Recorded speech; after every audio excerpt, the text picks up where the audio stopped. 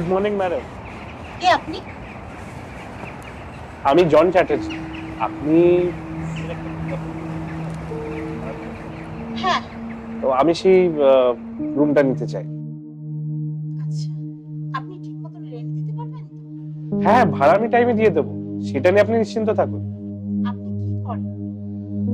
আমি actually job টব তো কিছু করি না, তবে আমি একজন মিউজিক ডিরেক্টর। তো সেরকম কোনো বড় কাজ পাইনি, কিন্তু ওই একটু স্ট্রাগল করছি। ঠিক আছে, কিন্তু এই বাড়িতে থাকতে গেলে একটা রুলস মেনে চলতে হবে। লেট নাইট পার্টি থেকে আসা যাবে না, কোনো মেয়ে নিয়ে আসা যাবে না, আর কোনো বাড়িতে পার্টি করা যাবে না। হ্যাঁ ঠিক আছে, আমি নিয়ম মেনে থাকবো। আমি কি আজ থেকে থাকতে পারি? ঠিক আছে, থাকতে পারেন, তবে আমাকে ডকুমেন্ট দিতে হবে। হ্যাঁ হ্যাঁ, নিশ্চয়ই নিশ্চয়ই।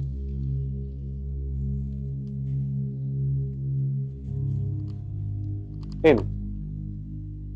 ঠিক আছে, আসুন।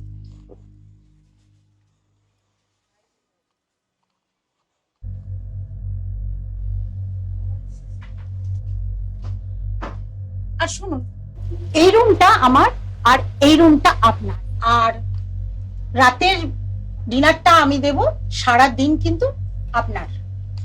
আর মাসের 5 তারিখে আপনি আমাকে রুম রেন্ট দেবেন, আর 10,000। ঠিক আছে? ঠিক আছে।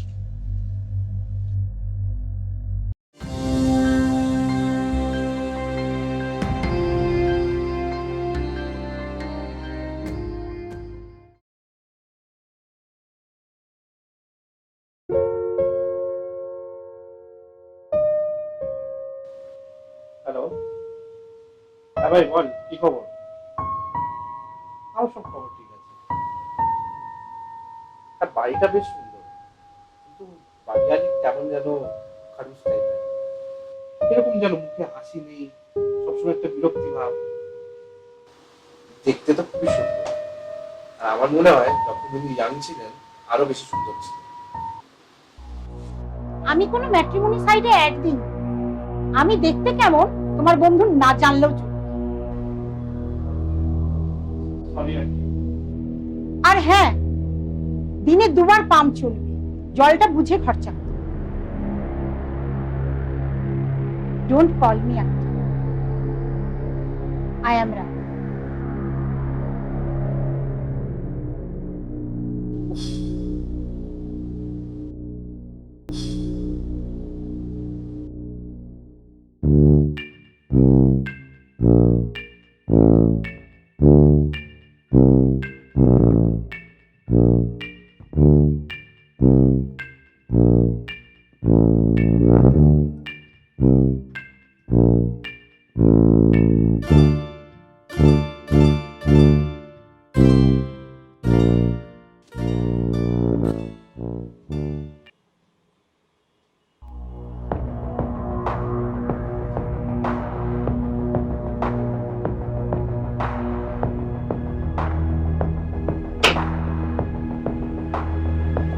কে ওখানে?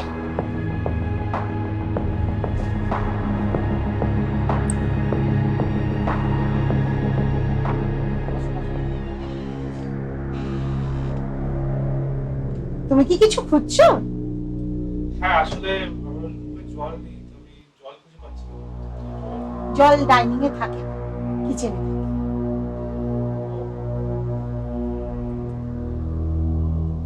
একটা কথা বলবো মিস রানী? বলো। আপনাকে দেখতে খুবই সুন্দর, আমার মনে হয় আপনার মুখে একটু হাসিটা থাকলে আরো বেশি সুন্দর।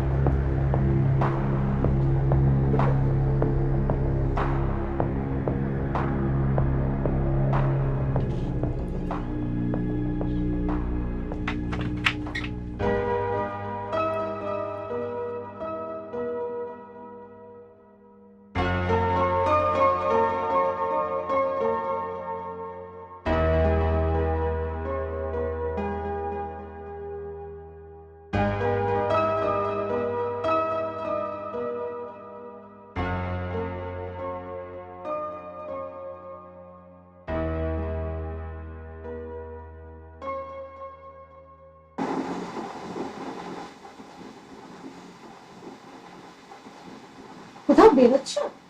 হ্যাঁ আসলে আমার একটা সিনেমার মিটিং আছে, সেই কারণে আমাকে যেতে হবে। ব্রেকফাস্টটা করে নাও। ব্রেকফাস্ট?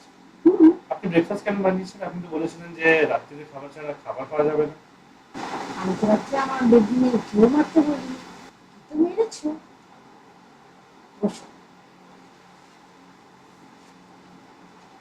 হুম, বাহ, খুব ভালো।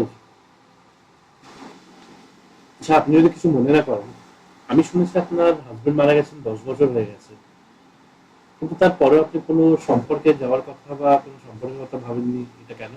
ও চলে যাওয়ার পর আসলে খাওয়া আর কাজ ছাড়া আমি কিছুই ভাবিনি, আর ঘুম ছাড়া তো কিছু ভাবিনি। কেন, আপনার জীবনে এমন কেউ আসেনি যে আপনার জীবনটা নতুন করে তুলে ধরতে পারে? আসেনি এমনটা না, আসলে হয়তো আমার বদমেজাজির জন্যই আমার কাছে কেউ আসেনি, বা থাকতেও চায়।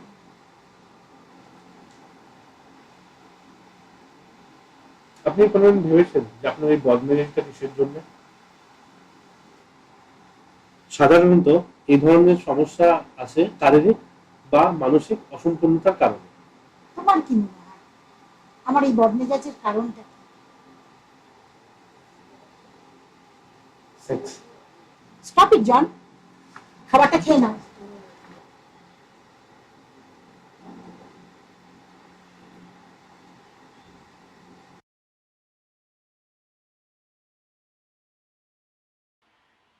এ কি, তুমি তুমি চলে এলে?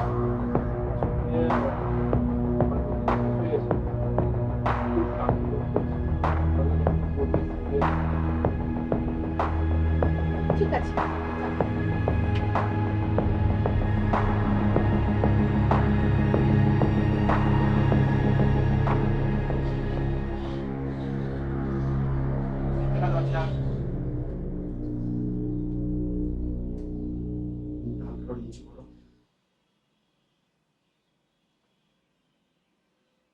আমি ভাবছি তোমার থেকে অনেক বয়সে ছোট, তবে আমার মুখ কেন মনে হচ্ছে আমি কোন প্রতি অ্যাট্রাক্টেড হচ্ছি? আমি কি ওর প্রতি attract হয়ে যাচ্ছি নাকি? আর আপনি বলবেন Attract হয়ে যাচ্ছি নাকি? আমি কেন এরকম হচ্ছে আমার?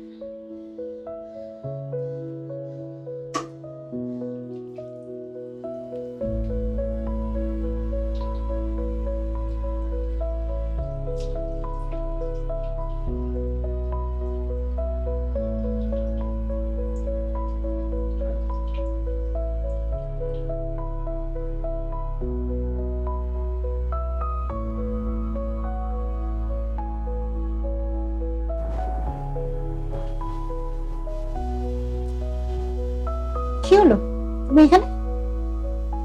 আসলে আমার পিঠে ছিঁড়ে গেছে, আমার হাত যাচ্ছে না, আপনি মলম একটু লাগিয়ে দিতে পারবেন?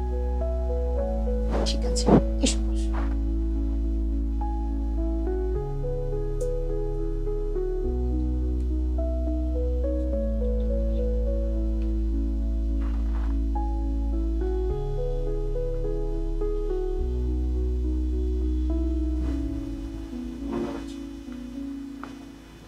একটা জিনিস লক্ষ্য করেছেন মিস্টার? আপনার বদমেজাজিটা কতটা পাল্টে গেছে। মিস রানী,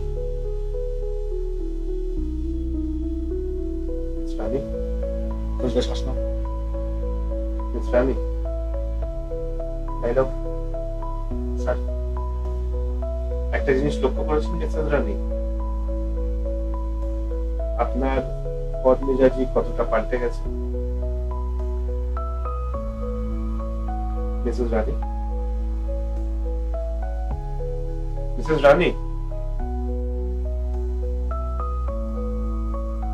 হাতটা বাড়াচ্ছ।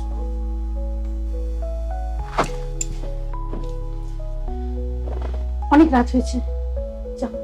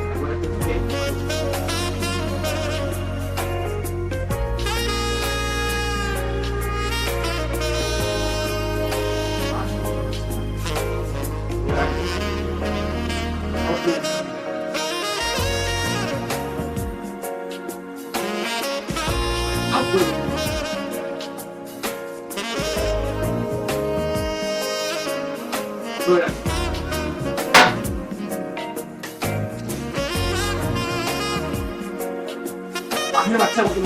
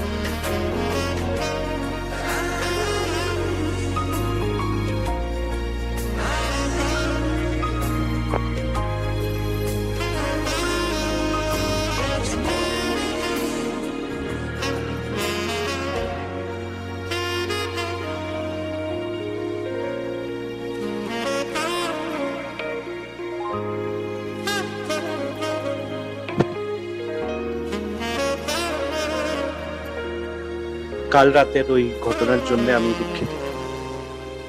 এখন আমি নিজেও বুঝতে পারছি না কোনটা ঠিক কোনটা ভুল। আসলে আমিও কমিটেড কারোর প্রতি। সেই সব বিষয়গুলোকে উপেক্ষা করে এই ঘটনা আমাকে প্রচন্ড গিল্টি ফিল করাচ্ছে। দুদিন আপনার বাড়িতে থেকেছি, সেই টাকাটা টেবিলের ওপরে রেখে গেলাম। অজান্তে কোনো ভুল করে থাকলে ক্ষমা করে দেবেন।